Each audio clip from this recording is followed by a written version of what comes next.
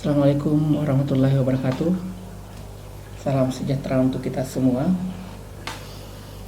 Materi yang kedua untuk struktur data hari ini adalah tipe data bahasa pemrograman di Java.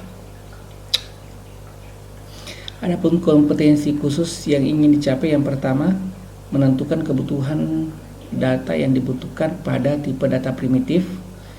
Kemudian menentukan kebutuhan data yang dibutuhkan pada tipe data abstrak. Yang ketiga, menentukan kebutuhan data yang dibutuhkan pada tipe data array. Dan yang terakhir adalah menentukan kebutuhan data yang dibutuhkan pada tipe data linked list. Selanjutnya, deklarasi. Nah, pada setiap bahasa pemrograman itu kita dibutuhkan sebuah deklarasi, ya. Jadi data itu diwakili oleh sebuah variabel. Jadi setiap data itu diwakili oleh sebuah variabel. Misalkan saja seperti manusia punya nama, ya. Manusia punya nama, kemudian motor juga punya tipe merek, namanya misalkan motor Honda, ya. Kemudian ya kucing saja punya nama, ya.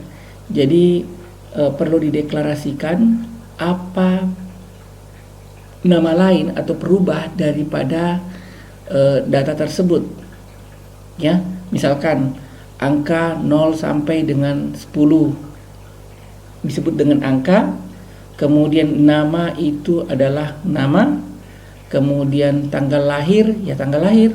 Nah, itu adalah deklarasi untuk perubahnya. Nah, setiap perubah yang kita deklarasikan itu perlu sebuah tipe data yang cocok sesuai dengan kebutuhan. Misalkan tanggal lahir, berarti yang dibutuhkan adalah tipe datanya tanggal. Kalau jenis kelamin hanya ada dua, yaitu laki-laki dan perempuan.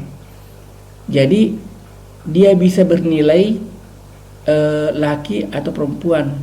Kalau kita simpulkan ya 0 dan 1 atau true dan false. Sehingga untuk yang seperti itu yang hanya memiliki dua nilai, ya, kita gunakan tipe data yang namanya boolean. Akan kita bahas nanti. Oke, nah sekarang saya lanjutkan dengan tipe data primitif. Tipe data primitif artinya tipe data yang umum digunakan di dalam bahasa pemrograman. Nah, yang pertama ada namanya tipe data 0. Nah, 0 ini bisa digunakan oleh hampir semua tipe data. Misalkan nama bertipe string, tapi kita bisa memberikan nilai awal untuk nama adalah 0. Misalkan angka itu dalam bentuk integer, maka angka itu bisa kita kasih nilai awal sebagai 0, artinya nilainya tidak ada. Semua hampir, ya, yang semua tipe data itu bisa diganti dengan 0. Kemudian boolean, tadi saya sudah jelaskan bahwa berisi nilai benar dan salah. Jadi hanya ada dua nilainya, yaitu true dan false. Nah, ketika jenis kelamin itu hanya ada dua, laki-laki dan perempuan. Nah, kita tinggal tentukan kalau laki-laki merujuk ke true atau false. Sebaliknya, perempuan merujuk kemana? Nah, itu. Jadi boolean itu nilainya ada dua, ya. Jadi semua variabel yang memiliki nilai cuma dua nilai, ya atau tidak, ya, benar atau salah, ya, 1 atau 0. Nah, semuanya itu kita boleh deklarasikan boolean supaya ini juga tidak membebani memori, ya. Kemudian tipe data primitif yang ketiga ada namanya integer. Nah, integer itu adalah bilangan bulat dari -2 berpangkat 31. Ya. Jadi minus 2 berpangkat 31 sampai dengan 2 berpangkat 31 dikurangi 1. Artinya, kalau 2 berpangkat 31 itu sama dengan 64, maka itu dikurangi 1 berarti 63. Misalkan ya, misalkan. Nah, tipe data ini hanya bisa menampung dalam jangkauannya, yaitu minus 2 berpangkat 31 sampai dengan 2 berpangkat 31 kurang 1. Jadi kalau pas 2 berpangkat 31 dia tidak bisa menampung, ya. Dia tidak bisa tampung. Jadi kalau misalkan 2 berpangkat 31 sama dengan 64, ya 64 kurang 1 63. Jadi 64 tidak bisa ditampung oleh tipe data integer kalau 2 berpangkat 31 sama dengan 64. Ya. Jadi jumlahnya itu sangat menentukan, atau angkanya itu sangat menentukan dari suatu tipe data. Kemudian tipe data floating point atau float itu ada 2 jenis. Yang pertama float sendiri dan double. Nah, di mana float bisa menampung nilai desimal sampai dengan 32 bit. Nah, yang mana dimaksud dengan 32 bit? Kalau Anda menulis bilangan biner 1, itu Anda susun sebanyak 32, ya. Jadi ada 32 1 1 1 1 1, silakan konversi ke numerik. Ya. Silakan konversi ke desimal, sorry. Nah, berapapun nilai yang Anda peroleh, itulah daya tampung daripada float.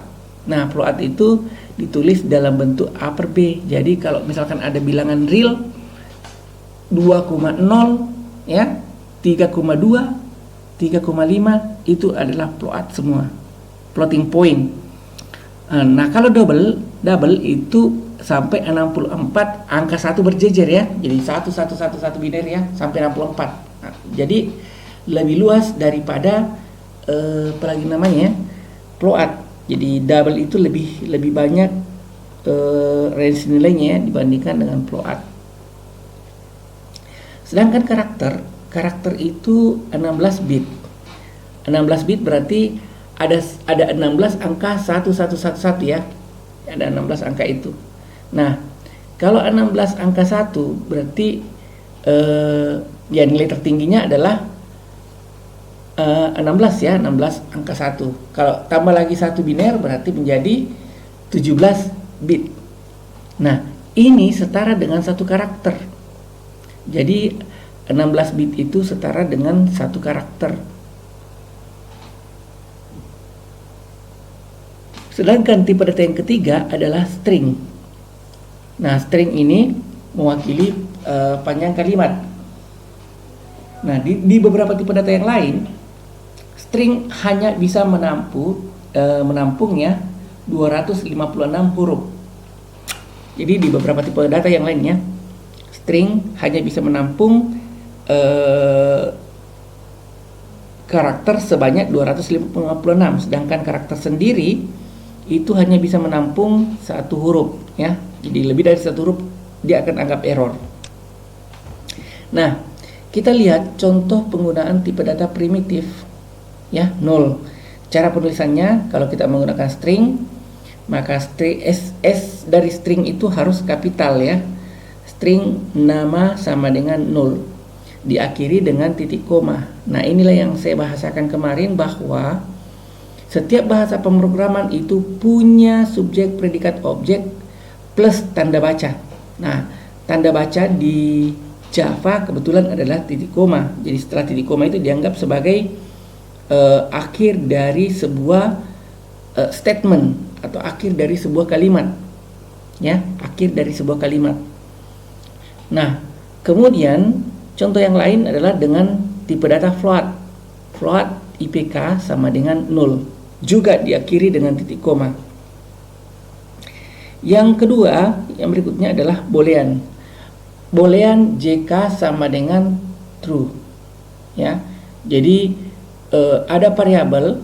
Di variabel itu adalah satu kata, ya, satu kata, dan tidak boleh mengandung kata huruf seperti crash, ya, di atas 3 di keyboard, add di atas 2, kemudian tanda persen ya, kecuali kalau memang dimungkinkan karena ada juga yang menggunakan tanda persen, kemudian simbol dan ya. Jadi spesial karakter tidak boleh masuk di variabel kecuali underscore ya, garis bawah. Nah, variabel itu tidak boleh juga menggunakan spasi ya. IPK tidak boleh menggunakan spasi.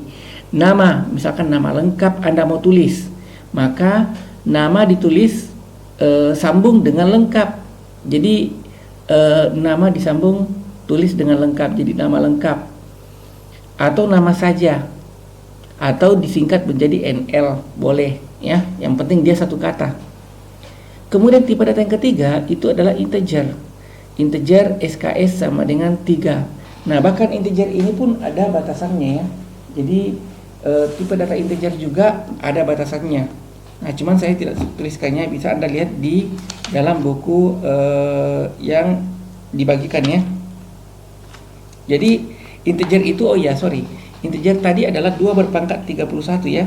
Minus 2 berpangkat 31 sampai dengan 2 berpangkat 31 kurang 1 ya. Jadi kurang 1. Nah, itu integer. Jadi kalau lewat dari itu, maka tidak akan ada fungsinya, gunanya dipotong biasanya, atau bahkan error. Kita lihat contohnya, integer SKS sama dengan 3 ya. Jadi dia kasih nilai SKS-nya sama dengan 3. Berikutnya tipe data primitif ada double. Nah, perhatikan double itu IPK sama dengan 5,30. Jadi koma di dalam Java itu diasumsikan titik ya. Jadi ditulis titik. Nah, diakhiri dengan titik koma.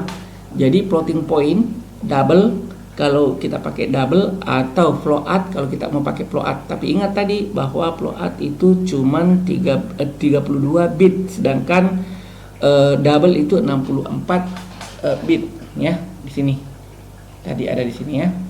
Jadi float di sini dikatakan bahwa dia menggunakan memori sebanyak 32 bit, sedangkan double 64 bit. Jadi lebih besar ya, lebih besar daya tampung double daripada float. Nah, ini yang harus Anda perhatikan ya. Kemudian yang berikutnya adalah tipe data primitif, yaitu karakter. Nah, karakter hanya bisa menampung satu huruf. Contoh, saya gunakan variabel nilai underscore huruf. Jadi tetap dianggap ini satu kata ya. Nilai underscore huruf itu tetap dianggap satu kata, kemudian sama dengan A. Kalau karakter itu diapit oleh tanda petik tunggal. Perhatikan, beda ya, beda.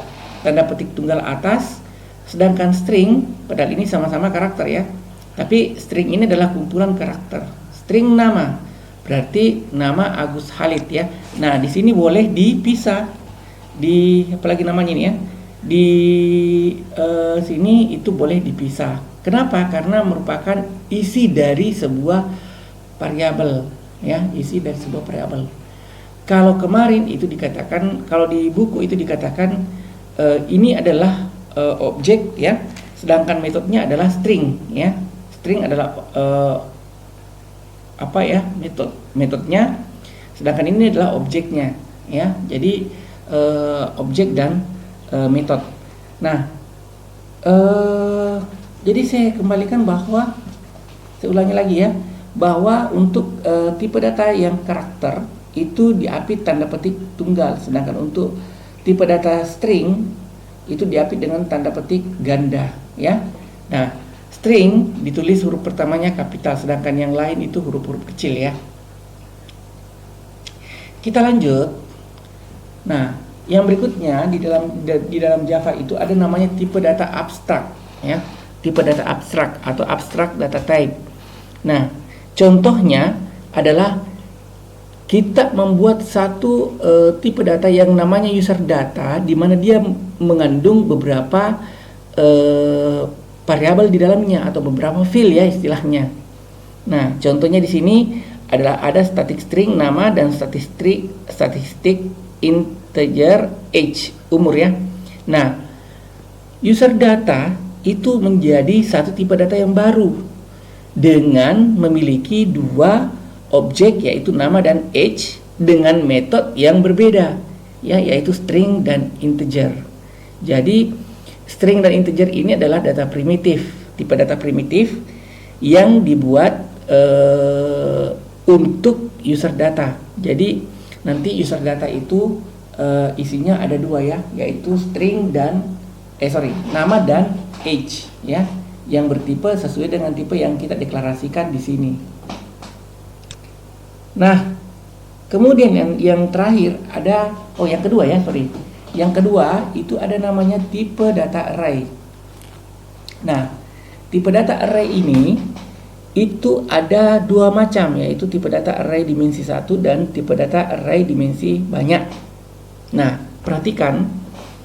Jadi ini saya asumsikan bahwa kita menggunakan 4 lokasi di memori. Ya, 4 lokasi di memori, yaitu lokasi untuk nilai A, lokasi untuk nilai B, lokasi untuk nilai C, dan terakhir lokasi untuk nilai D. Saya sebut saja bahwa ini adalah variabelnya A1. Jadi A1 itu nilainya A. Kemudian A2 yang ini nilainya B. Sedangkan A3 itu nilainya adalah C. Dan A4 itu adalah nilainya D. Ya. Jadi satu variabel yang kita bikin tapi untuk banyak indeks ya, indeks namanya ini, indeks ya. Nah, ini dimensi 1 karena kenapa? Ini cuma satu komponennya ke bawah. Nah, berbeda dengan array dimensi banyak ya. Kalau array dimensi 2 atau dimensi banyak itu terdiri atas baris dan kolom ya. Ada barisnya, ada kolomnya. Perhatikan angka yang pertama menunjukkan baris ya, dan angka yang kedua menunjukkan kolom ya, menunjukkan kolom. Mohon maaf ya, ada yang salah penulisan sini, yaitu B11 dan B12. Harusnya B21 ya. Ini B21 dan ini B22.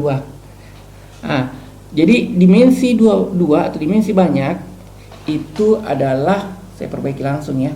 Saya perbaiki dulu. Jadi dimensi 2 ini itu adalah memiliki baris dan kolom ya. Jadi di sini dia memiliki baris dan kolom.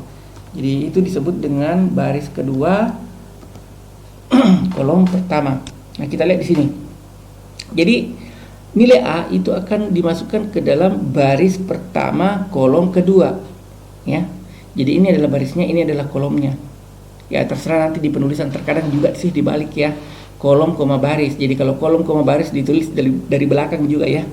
Tapi yang jelas ini yang pertama, ini angka yang pertama ini adalah baris dan angka yang kedua adalah kolom. Nah, ini adalah variabelnya. Ya, variabelnya. Ada lagi yang salah. Jadi ternyata ini semuanya adalah A ya. Jadi semuanya adalah A. Jadi A21, A22. Jadi dia kita menggunakan satu variabel ya untuk banyak objek ya, untuk banyak objek. Jadi kita menggunakan satu variabel untuk banyak objek dengan metode satu, yaitu tipe data apa saja yang kita menggunakan nanti. Jadi A11 ya, diasumsikan ini A11, baris pertama kolom pertama itu nilainya adalah A. Baris pertama kolom kedua nilainya adalah B. Dan baris kedua kolom pertama nilainya C, serta baris kedua kolom kedua nilainya adalah D. Nah, ini bisa dibedakan ya. Dibedakan bagaimana cara menggunakan kapan digunakan dimensi 1 dan kapan digunakan dimensi banyak ya. Jadi kalau dimensi 1 itu biasanya di dalam misalkan kita mau menampilkan 10 atau menerima 10 nama mahasiswa, kemudian tampilkan kembali. Jadi kita terima dulu semua nama itu lalu ditampilkan ulang. Kalau tidak menggunakan array, maka yakin dan percaya bahwa yang akan tampil adalah data yang paling terakhir. Perulangan kita akan jalan normal, tetapi yang tampil adalah data yang terakhir kalau tidak pakai array ya. Tapi kalau pakai array, insya Allah semua data akan tampil ya. Semua data akan tampil. Nah, berikutnya untuk deklarasi di Java ya, kita lihat tadi tipe data primitif saya sudah perlihatkan ya. Nah, kalau untuk array seperti di dalam buku, ini saja yang saya ganti ya karena saya tidak mau terlalu panjang. public class C array, ya, C array, public static void main string argument. Nah, intinya itu ada di sini, ya. Maksud daripada bahwa kita mendeklarasikan sebuah variabel dalam bentuk array, ya, di sini kita deklarasikannya sama dengan new integer 5, berarti baru, ya. Jadi tipe baru yang kita deklarasikan sebagai array, tetapi dia adalah tipenya integer sebanyak 5. Jadi sebanyak 5, ya, 5 data. Jadi hanya 5 ruang yang dipesan, seperti pembicaraan kita minggu lalu bahwa array itu analoginya seperti kita memesan kos sebanyak 10 kamar atau hotel 10 kamar, tapi yang datang cuma 1 orang. Nah, ini terjadi di sini, ya. Kelihatan nampak bahwa kita memesan ruang sebanyak 5. Pakai tidak pakai, ini tidak bisa digunakan oleh aplikasi yang lain. Jadi modelnya seperti ini. Perhatikan di sini ada indeksnya, ya, cuma 1. Bedakan dengan array dimensi 2 atau dimensi banyak. Jadi kalau 3 nanti ada 3 di sini. 3 juga ada juga lagi 1 di sini belakangnya. Ya. Jadi dia modelnya X, Y, Z kalau dimensi 3 dan seterusnya. Nah, sama cara deklarasinya sama. Kemudian public static void main string arguments, ya, karena kita menggunakan budget data integer ini, ya, baris koma kolom di mana tipe nama variabelnya adalah A sama dengan new integer, berarti ini adalah integer dua-duanya, ya, integer. Jadi new integer 2,3. Jadi semua data yang masuk itu adalah integer dan dua indeksnya, ya, 2 indeksnya. Jadi kalau seperti tadi saya katakan, A11 itu menempati di baris pertama kolom pertama, A12 menempati kolom pertama baris pertama kolom kedua, dan A33, ya, A21 menempati baris kedua. Nah, seperti itu. Kemudian berikutnya kita akan membahas tentang tipe data linked list. Nah, di dalam buku itu ada diperkenalkan konsep tentang linked list, ya. Nah, saya kasih lihat saja modelnya. Jadi praktikumnya nanti kita akan coba. Tapi konsep ini perlu untuk Anda pahami, ya, perlu Anda pahami, di mana di sini adalah kita akan membuat sebuah simpul, ya. Jadi ini disebut dengan simpul. Ini sebenarnya disebut dengan simpul. Nah, awalnya simpul ini tidak ada isinya, ya, tidak ada isinya. Nah, setelah itu nanti kita akan jadi pertama kita bikin simpul, ya, simpul baru. Jadi new itu menunjuk ke simpul yang baru. Kemudian kita tentukan bahwa awalnya atau headnya itu di sini, karena ini kan belum ada apa-apa. Kemudian yang berikutnya adalah ekornya, juga menunjuk ke simpul yang sama ditunjuk oleh baru maupun head. Nah, itu, ya. Jadi kelihatan bahwa kita masih punya satu simpul, kemudian semua penunjuk menuju ke sana, ya. Jadi semua apalagi namanya kalau istilahnya ini, ya, pointer, ya. Ini nanti di struktur data disebut dengan pointer, ya. Tanda panah ini, misalkan new, head, tile itu adalah simpul, sedangkan ini adalah pointernya. Nah, di sini dikasih nilai tidak ada. Tapi ini tipe datanya sama dengan ini, ya, sama dengan ini semua.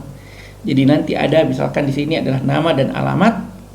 Kemudian ada di sini menunjuk ke simpul berikutnya, maka di sini juga ada tipe data. Jadi ada 3 tipe data nantinya.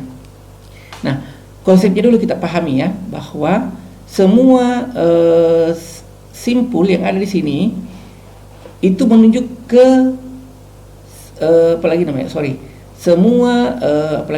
nama pointer, ya. Pointer menunjuk ke simpul yang pertama dibikin. Nah, bagaimana konsep menyisip data di depan? Jadi setelah kita nanti isi ini dengan B, ya. Jadi ini harusnya mulai dengan A, ya, supaya kelihatan nampak bagus. Ini B. ini A. Jadi yang pertama di input adalah ini ya. Jadi setelah kosong ini kita isi dengan nilai A. Ya, kita isi dengan nilai A. Nah, kemudian modelnya akan seperti ini ya, sama.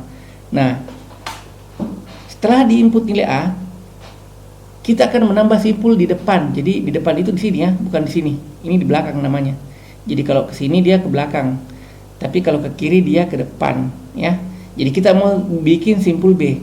Jadi setelah tadi isi A, maka kita mengisi simpul membuat simpul B. Nah, simpul B yang pertama dilakukan adalah melepas ini ya, membentuk simpul yang baru seperti ini. Jadi dia membentuk simpul yang baru dulu di depannya ini. Depannya ini ya. Kemudian setelah itu simpul yang baru tersebut menunjuk ke head ya, menunjuk ke simpul yang ditunjuk oleh head. Jadi dia menunjuk ke sini. Ya, menunjuk ke sini. Jadi simpul yang baru ini kan tadi sudah ada A. Simpul yang baru itu akan menunjuk ke simpul yang ditunjuk oleh head, yaitu ini. Nah, setelah itu baru bisa dilepas head menunjuk ke new, ke depan, sehingga prosesnya seperti ini ya. Jadi kita bisa melepas head di sini kalau ini simpul ini sudah menunjuk ke sebelah ya. Kalau dia sudah menunjuk ke sebelah, kalau belum jangan dulu di ini ya, jangan dulu. Ya, jadi dia harus apalagi ya, sama kalau kita misalkan mau menyeberangkan, ada satu orang nelayan ingin menyeberangkan kambing dengan apalagi namanya ya, bayam ya. Jadi kalau dia mau menyeberangkan kambing dengan bayam, maka yang pertama diseberangkan adalah kambing dulu ya, tapi tidak bisa tiga-tiganya naik, hanya dua yang bisa naik ya. Jadi dia bawa kambing dulu, nyebrang, kemudian ya kalau dia tidak, bagaimana ya modelnya ya, bukan kayak seperti itu. Jadi oh ya, bayam dulu dibawa menyeberang ya, bayam dibawa menyeberang, kemudian dia kembali mengambil kambing ya, sehingga tidak ada tiga objek di atas perahu, atau tidak ada tiga ini ya, hanya dua. Nah, mungkin konsep seperti itu. Jadi tidak boleh kita langsung melepas begitu saja, harus ada proses dan terstruktur. Nah, namanya juga struktur data ya. Jadi head, tail, dan new tadinya ada di sini, itu bisa pindah ke depan. Jadi yang pertama dilepas adalah new dulu di sini untuk membentuk simpul baru, sehingga kita bisa masukkan nilai B. Ya. Nah, new di sini, head masih di sini, dan ini belum ada tanda panah ke sini ya. Nah, setelah new kita boleh isi ini dengan B. Kita bisa mengisi simpulnya, apakah dengan nama, alamat, nomor KTP, tempat tanggal lahir, dan seterusnya boleh. Yang jelas nanti di deklarasi variabelnya itu ini ada satu variabel yang mana dia menyangkut ini semua ya. Jadi kalau tadi kita user apa tadi ya, ini seperti ini, user data. Nah, nanti ada satu misalnya berikut itu sama dengan user data ya, supaya dia memiliki tipe data sama dengan ini, atau tipe data abstrak yang sama dengan ini ya. Kita kembali. Nah, setelah new pindah ke depan untuk membentuk simpul yang baru new, maka ininya berikutnya kita akan tunjuk, atau ujungnya ini simpul yang seperti ini yang baru tadi itu menunjuk ke A, menunjuk ke simpul A, sehingga nyambung dia ya. Nah, setelah itu baru kita pindahkan head ke depan. Jadi tadi ada new sini ya, head ke depan. Nah, begitu mau ditambah lagi baru data yang baru, maka new pindah ke sini, membentuk simpul yang baru dulu, belum ada ini ya. Nah, nanti setelah itu baru ini ditunjuk ke sini ya, berikutnya, atau new ini menunjuk ke B, barulah ini bisa dipindahkan ke depan. Begitu seterusnya menyisip data di depan ya, begitu seterusnya. Oke, selanjutnya bagaimana menyisip data di tengah. Jadi misalkan saya sudah punya dua data. Kalau ke depan tadi kan ke sini ya, ke kiri dia. Nah, head tile tidak bergeser, tapi ya tidak bergeser ini ya, tetap di situ kalau menyisip data di tengah. Nah, ketika new ini new data C ya, new ini tadi masih menunjuk ke sini ya, masih menunjuk ke sini. Nah, yang pertama dilakukan adalah ini menunjuk ke sini dulu ya, ini menunjuk ke sini dulu. Ini tadi A masih menunjuk ke B ya, ini menunjuk ke sini dulu, lalu setelah itu A menunjuk ke new, sehingga ini akan menyambung menjadi A, C, dan B ya, A, C, dan B. Nah, saya rasa seperti itu konsep daripada linked list. Nah, kita bisa diskusikan nanti seperti apa ya. Menghapus juga sama, jadi kalau kita mau menghapus tidak bisa langsung ini dihapus ya, langsung dihapus, tapi kita tunjuk dulu, kita kasih dulu tanda seperti ini ya, namanya pointer. Kita kasih tanda dulu, misalnya ini hapus ya, hapus. Dari mana hapus? Dari depan. Hapus sama dengan hapus pointer ini ya, sampai ditemukan nilai C misalkan. Kalau ketemu dengan nilai C, maka siap-siap untuk menghapus. Oke, nah sekarang kalau ini adalah hapus, maka yang pertama dilakukan adalah kita sambung ini ya ke sini. Jadi